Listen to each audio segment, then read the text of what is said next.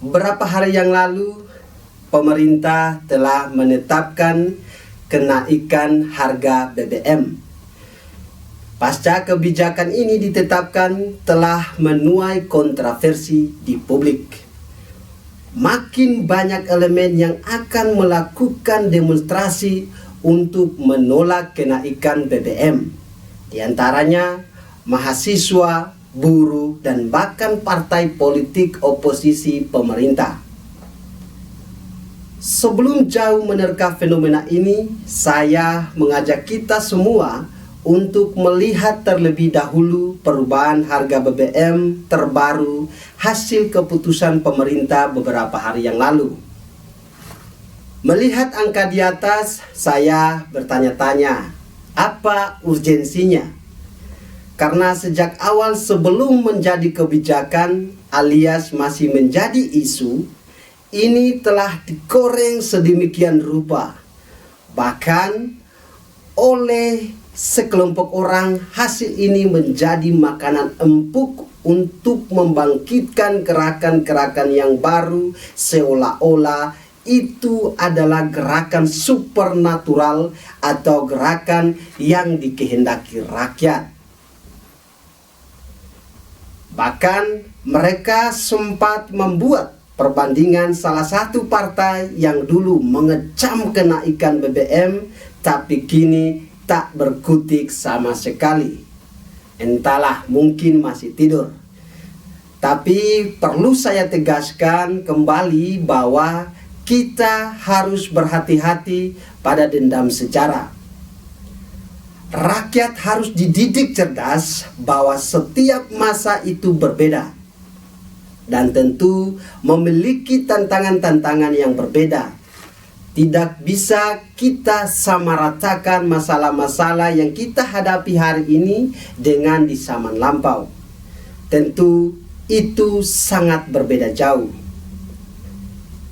Tapi kelompok-kelompok ini telah lama mewanti-wanti jika benar akan ada kenaikan BBM, maka mereka akan siap tempur di jalanan lagi untuk memaki-maki Jokowi, untuk memberi cap buruk kepada Jokowi bahwasanya Jokowi tidak pro rakyat dan kembali lagi memberi tagar ganti presiden. Sejak kebijakan kenaikan BBM ini ditetapkan, maka panggung sandiwara politik kembali dibuka lebar.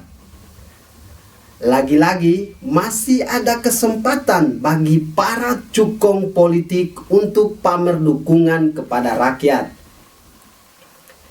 Tapi merekalah yang sebenarnya telah memasangkan bom alias amarah yang sebentar lagi akan diledakkan untuk menghanguskan segala kebaikan, jeripaya, dan kerja keras Jokowi selama ini.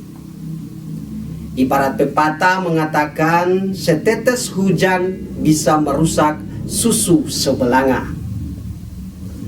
Emosi publik dikelola dengan sangat baik, sehingga yang tadinya bagi negara kenaikan BBM ini dipandang perlu dan sangat penting untuk menghadapi krisis global menjadi tidak penting.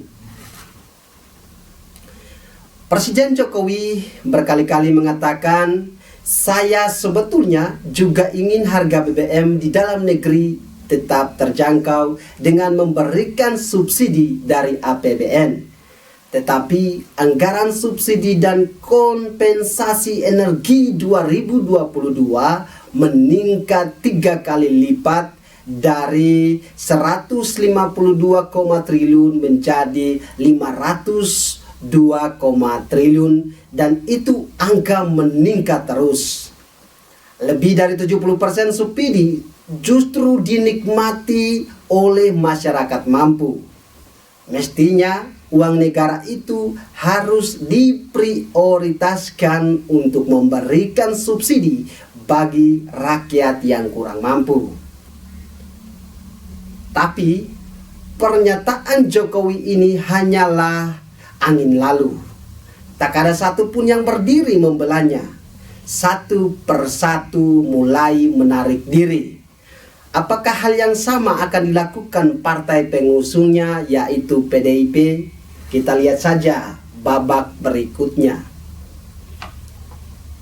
Akhirnya dengan senang hati para cukong politik ini menyambut kebijakan kenaikan BBM ini.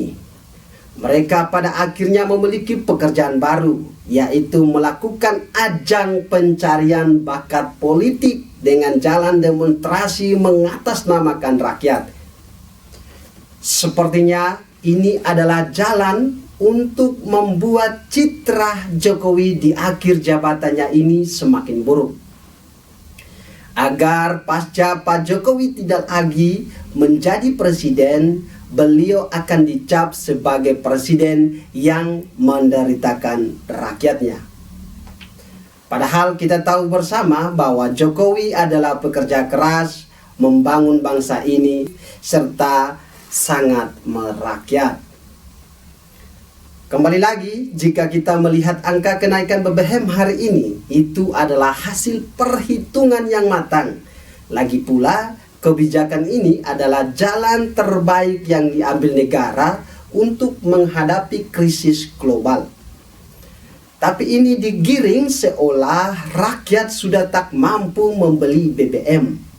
Rakyat mana yang mereka maksud? Coba bayangkan saja, kalau kebijakan ini tidak diputuskan dan tahu-taunya kita mengalami krisis yang sama seperti beberapa negara lain. Pasti itu beda cerita, demonya makin gak karuan, konflik sosialnya malah makin tidak bisa diatasi. Di akhir perbincangan ini saya ingin mengingatkan kepada kita semua, ada satu pernyataan John F. Kennedy yang termasyhur itu, bahwa jangan tanyakan apa yang negara berikan untukmu, tetapi tanyakanlah apa yang kamu berikan untuk negara.